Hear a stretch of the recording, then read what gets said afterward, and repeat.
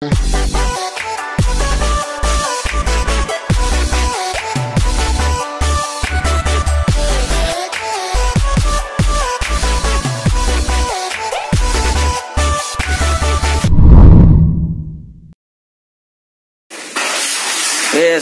teman-teman. Hari ini kita mau main Tamiya nih di R2 Penayung.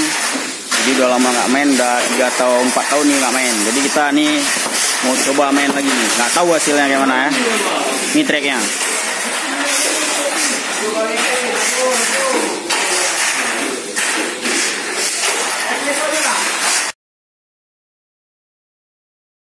Ini lawannya ngeri-ngeri nih. Tuh senior tuh. Nah.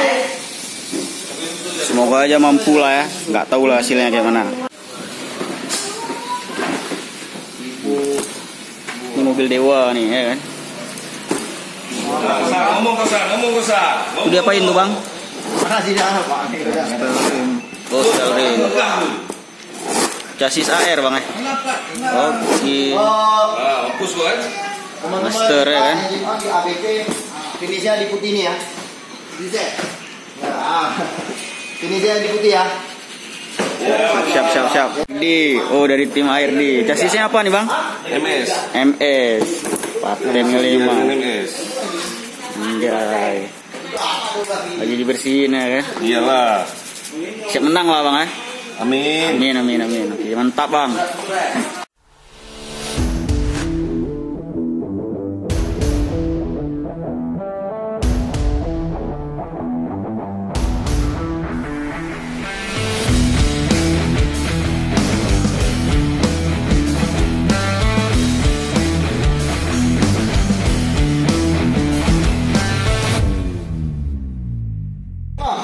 Masuk satu ya kan.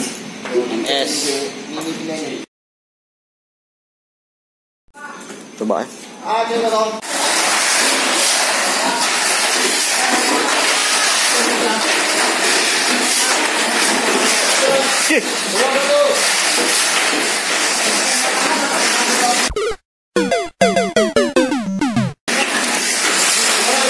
Coba nih. Kita coba mobil ini sekarang teman-teman, semoga berhasil.